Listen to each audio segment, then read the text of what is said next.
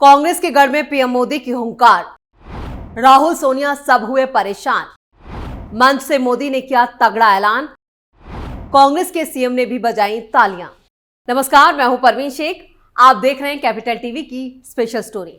एक तरफ जहां कांग्रेस के युवराज राहुल गांधी प्रधानमंत्री नरेंद्र मोदी को पानी पी पी कर कोसते हैं, कांग्रेस पीएम मोदी पर लगातार हमला बोलती है, वहीं दूसरी तरफ उसके अपने ही नेता पीएम की तारीफ में कसीदे पड़ रहे हैं। ऐसा ही कुछ देखने को मिला तेलंगाना में, जहां 4 मार्च को पीएम मोदी पहुंचे थे और उन्होंने राज्य को करोड़ों रुपए की विकास परियोजनाओं की सौगात दी। पीएम ने इस दौरान आदिलाबाद में सभा को भी संबोधित किया था। कार्यक्रम में सूबे के मुख्यमंत्री ए रेवंत रेड्डी ने प्रधानमंत्री नरेंद्र मोदी की जमकर तारीफ की।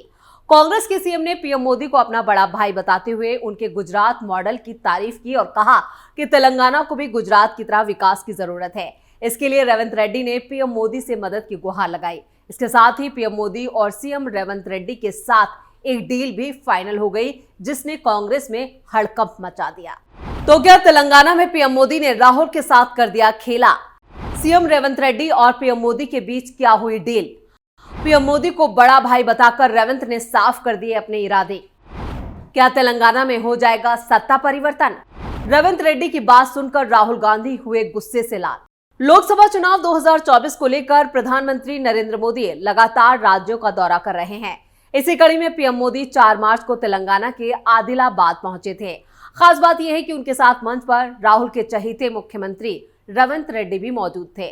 रेवंत रेड्डी कांग्रेस नेता हैं और राहुल के काफी करीबी माने जाते हैं, लेकिन उन्होंने पीएम मोदी के साथ मंच साझा करते हुए उनकी जबरदस्त तारीफ की है। ये तारीफ सुनकर राहुल गांधी को गुस्सा आना लाजमी है और इस वक्त वो गुस्से से लाल हैं।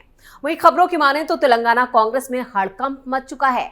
दरअसल तेलंगाना के सीएम रेवंत रेड्डी ने आदिलाबाद में पीएम मोदी की अगवानी की और उनके साथ मंच भी साझा किया। और जब ये दोनों मंच पर थे तो तस्वीरें जो आई वो जमकर सोशल मीडिया पर वायरल हुई। तेलंगाना के मुख्यमंत्री ए रेवंत रेड्डी ने इस दौरान कहा, नरेंद्र मोदी, हमारे अनुसार प्रधानमंत्री का मतलब हमारे बड़े भाई जैसा होता है। अगर बड़े भाई का समर्थन मिलेगा तभी मुख्यमंत्री अपने अपने राज्यों में विकास के काम को आगे बढ़ा सकते हैं। तो यहाँ पर ए रेवंत रेड्डी के इस बयान से साफ है कि यहाँ पर कुछ ना कुछ तो खिचड़ी पक रही है, क्योंकि तेलंगाना में पीएम मोदी की मौजूदगी और मंच से जो तस्वीरें सामने आई, उन तस्वीरों ने कुछ और ही कहानी बयां की है। क्योंकि ए रेवंत रेड्डी और पीएम मोदी जिस तरह से मंच पर एक दूसरे के काफी करीब नजर आ रहे थे, उसको लेकर कई सवाल खड़े हो गए हैं। क्या तेलंगाना में भी खेला होने वाला है? इधर राहुल गांधी के करीबी और कांग्रेस के मुख्यमंत्री ए रेवंत रेड्डी ने कहा कि मेरा अनुरोध है कि अगर तेलंगाना को गुजरात की तर्ज पर विकसित करना है तो आपका समर्थन जरूरी है। रेवंत ने मोदी की इस दौरान पीएम मोदी के गुजरात विकास मॉडल की जमकर तारीफ की। मुख्यमंत्री ए रेवंत रेड्डी ने कहा, जब केंद्र और राज्यों के बीच टकराव होगा तो जनता का नुकसान होगा। राजनीति केवल चुनाव तक ही सीमित रहनी चाहिए और चुनाव के बाद निर्वाचित नेताओं को केंद्र की मदद से राज्य के विकास के लिए प्रयास करना चाहिए।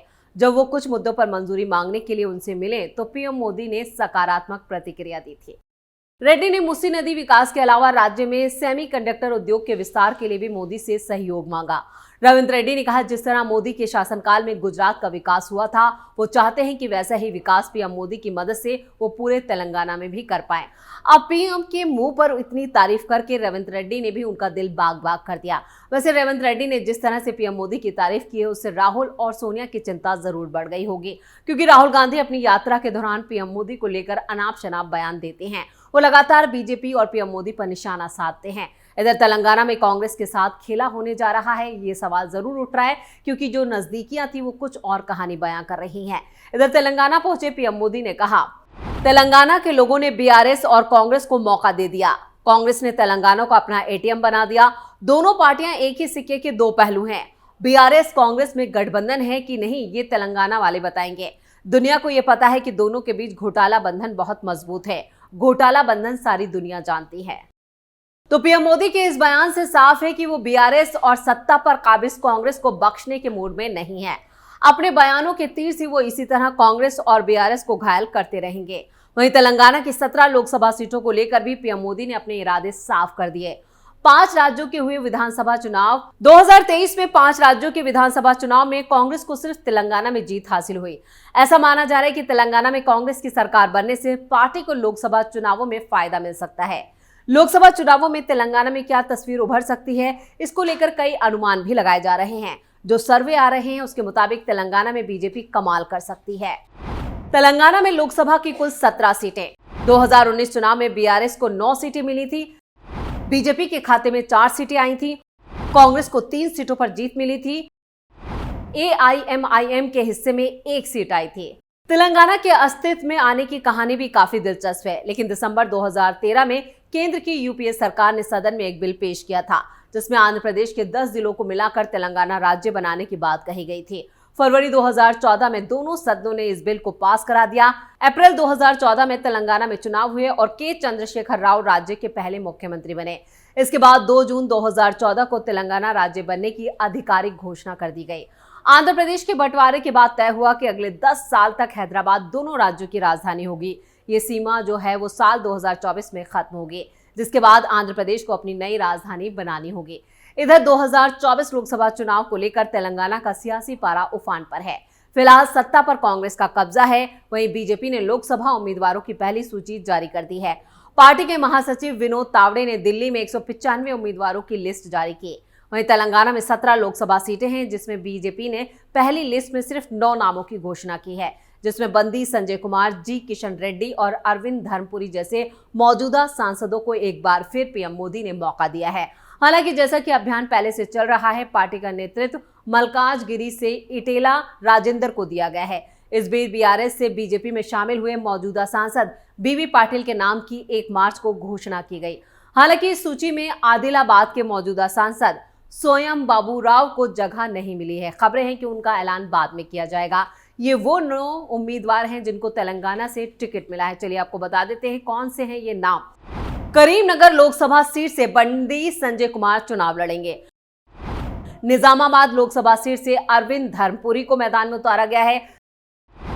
जहीराबाद लोकसभा सीट से बीबी पाटिल मैदान में हैं और मल्काजगिरी लोकसभा सीट से इटेला राजेंद्र, सिकंदराबाद से जी किशन रेड्डी, हैदराबाद से डॉक्टर माधवी लता और चेलवेल्ला से कोंडा विश्वेश्वर रेड्डी और नगर कुर्नूल से पी भरत, भोंगीर बोरा नरसैया गौड़ शामिल हैं।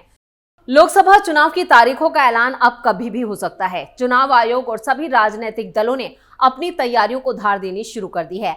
पार्टी ने अपने किले की दीवारों को भी यहां पर मरम्मत जो है वो उसकी शुरू कर दी है। जो दीवारें कमजोर हैं उन्हें मजबूत किया जा रहा है। देश में कुल 543 लोकसभा सीटों पर चुनाव होना है और इसमें से 130 सीटें जो हैं वो दक्षिण भारत के राज्यों से आती हैं। इन 130 सीटों में से 17 सीटें तेलंगाना राज्य से आती हैं, जहां पिछले साल हुए विधानसभा चुनावों में कांग्रेस ने बाजी मारी है और कांग्रेस की सरकार बनी। तेलंगाना को लेकर जो चुनावी ओपिनियन पोल सामने आ रहे हैं वो काफी चौंकाने वाले हैं। इन पोल में कई चौंकाने वाले आंकड़े सामने निकल कर आए हैं। राजनीतिक जानकार मानते हैं कि दक्षिण में भारतीय जनता पार्टी को थोड़ी मुश्किलों का सामना करना पड़ सकता है, लेकिन तेलंगाना में हालात या चुनावी समीकरण कुछ उलट नजर आ रहे हैं।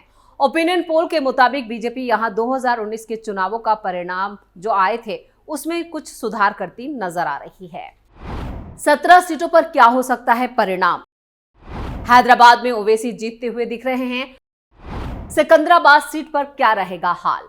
ओपिनियन पोल के मुताबिक तेलंगाना की कुल 17 सीटों में से 5 सीटें भारतीय जनता पार्टी के खाते में जाती हुई दिख रही हैं। इसके साथ ही भारत राष्ट्र समिति यानी बीआरएस के खाते में 2 सीटें जाती हुई दिख रही हैं। वहीं राज्य की 9 सीटों पर कांग्रेस पार्टी जीतती हुई दिख रही है। वहीं बची हुई 1 सीट पर ओवैसी की पार्टी एआईएमआईएम के खाते में जाती हुई नजर आ रही है। वहीं अगर तेलंगाना की 17 सीटों में से हाई प्रोफाइल सीटों की बात करें तो यहाँ की हैदराबाद सीट बेहद चर्चा में रहती है। यहां से असदुद्दीन ओवैसी चुनाव लड़ते आ रहे हैं और इस सीट पर ओवैसी परिवार का 10 लोकसभा चुनावों से कब्जा है। 6 बार सुल्तान सलाउद्दीन ओवैसी सांसद रहे, उसके बाद 4 बार से उनके बेटे असदुद्दीन ओवैसी सांसद हैं। 2019 में असदुद्दीन ओवैसी ने बीजेपी को करीब 3 लाख वोटों से हराया था।